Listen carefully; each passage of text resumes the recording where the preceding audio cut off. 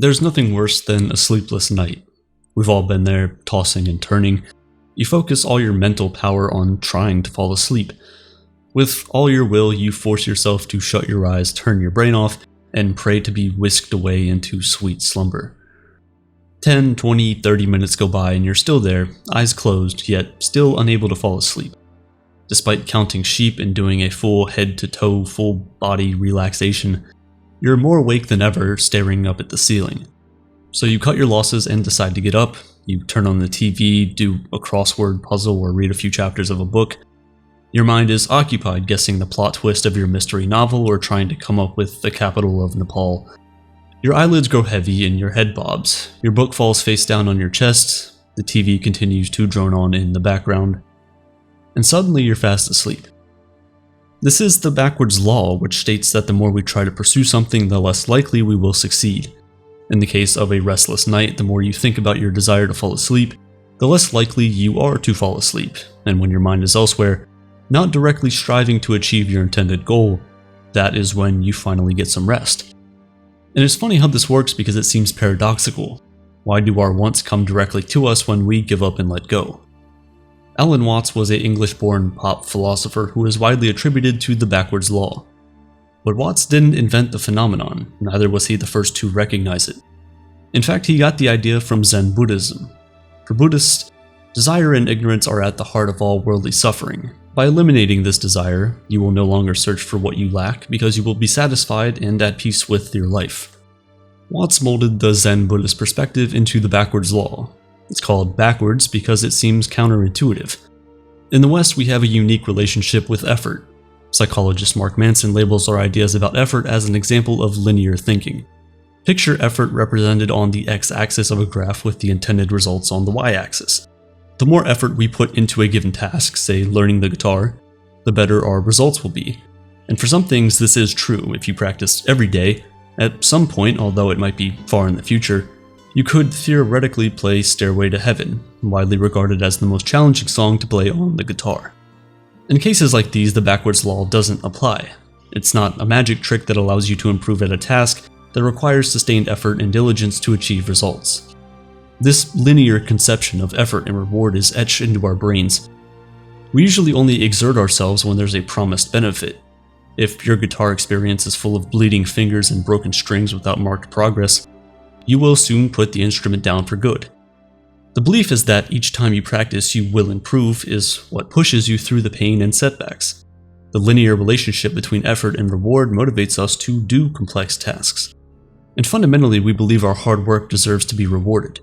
It's not a flawed belief to have. It allows us to make goals, strive to achieve them, and feel proud when we reflect on how far we've come. The problem is that we've become so used to this effort equals result that we expect it in every area of our lives, even in situations where it's not applicable. This way of thinking is only valid when assessing quantifiable tasks. For example, the more time you spend making bracelets, the more you make. The more cardio you do, the more endurance you build up. Because these results are measurable, we can see a direct correlation between our hard work and the outcome. That's just not how life works. Often our best efforts do not yield the desired results. You can do all the right things in a relationship and your partner will still walk away. You can spend extra hours studying for a test and still fail. Sure, the effort might increase your chances of success, but you will be wrong to falsely interpret that as a guarantee. As much as we'd like them to, effort and success don't necessitate one another, especially regarding psychological matters.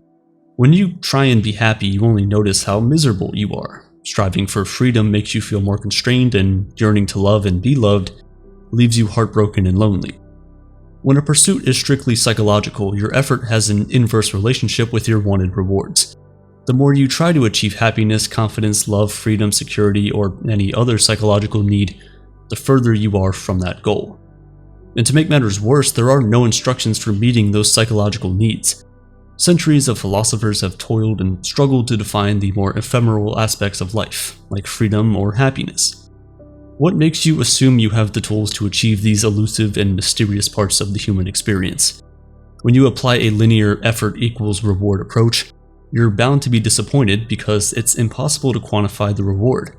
How do you know the exact effort needed to achieve an unknown result? Moreover, your intense focus on your perceived deficiencies makes them seem more prevalent. The moment you start questioning your happiness is the moment you realize you're unhappy, and while self-reflecting, we tend to skew towards a negative bias of ourselves.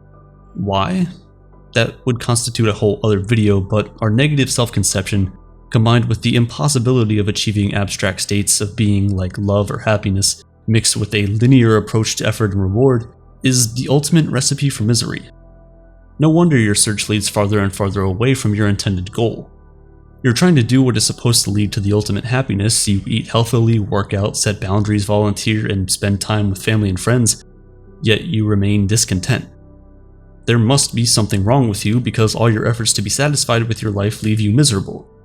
The constant confrontation of what you lack reminds you that you will never be happy despite your best efforts. You can lead yourself to a dark place when the expectations of your life don't align with reality. Backwards thinking tells us to stop trying to achieve what we want. It tells us to fight against the urge to control our emotional lives through constant tweaking and striving. The problem is that this goes against what we're taught by most self-help gurus today. We're told that we're in complete control of our happiness in the driver's seat of our lives and have total control over how we live it, and I've even said these things before. And so we try to micromanage our every impulse and desire. We try to exert complete control over our emotional well-being.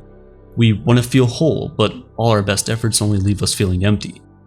In the words of Mark Manson, desiring a positive experience is itself a negative experience. Accepting a negative experience is itself a positive experience. This might not seem very natural, but it is the truth. The counterintuitive nature of the backwards law philosophy prevents people from trying it. It's also possible that the theory could spiral in on itself until it becomes completely useless. In focusing on ridding yourself of any desire to be happy, that itself becomes a new desire. The desire to remove desire. But Alan Watts has a solution to mastering the backwards law. You must remember that you are at the root of all of your desires. You must recognize that you already have all you could want just by desiring it in the first place, so it's futile to attempt removing or supplanting your wants. Watts once said a knife doesn't cut itself, and fire doesn't burn itself, and a light doesn't illuminate itself. While this sounds obtuse and heady, it's pretty simple. Think about the person who strives for happiness. They pay close attention to the variables that make them feel content and enact those daily. From eating well to socializing and everything in between, they have built a life they enjoy. So why do they still question themselves? Aren't they just plain and simply happy? That is Alan's point. If you desire happiness and do what should bring you joy, then there is no need to question yourself. You are happy. Questioning or putting too much pressure on yourself to achieve an arbitrary ideal will only draw attention to a lack that might not even be there. Your actions reflect your desires, and in contemplating them, you will fulfill those desires. The problem occurs when you focus too much on trying because you will always fail, leaving you feeling discouraged. The goal is to just be. Stop trying to be confident, just be confident. Be happy, be secure. Asking yourself or others how to become or achieve what you want to be is a mistake. Let the question go, let the effort go, and just be. We spend too much of our short lives in a futile battle to satisfy what we lack. The consistent focus on lack can be crushing and obscure the abundance around us. The search for what we lack conceals us from what we already have. It's deeply ironic to spend your whole life seeking something that was in front of you all along. All you had to do was let go of the search and the desire, continue to live your life and stop looking for something you'll never find, and realize you already have it. To harness the power of the backwards law, live your life to the best of your ability. The backwards law doesn't work when you engage in self-destructive behavior. It's not about doing the opposite of what you want or thinking you don't deserve to live a fulfilling life. It's about living in a neutral state. To live this way, you are not regressing backwards to a place of self-pity and torment, nor are you reaching forwards to an ideal life you'll never grasp. You must honor that in your life, which makes you comfortable and content. Focus on your instincts, be yourself, and you must be present with what you have and not ask for more. It may be easier than it sounds. You could discover that you've been living life the way you've wanted, for yourself, all along. Because the primary key to the backwards law isn't the overthinking the state of your life, it's about continuing to live it regardless of its condition. You must relinquish control and realize you can never find freedom, happiness, and love through trying. So stop looking, because you've always had all you'll ever need. You were just too busy searching to realize. If you need help quieting your mind so you can finally see the beauty around you, this video on meditation will help.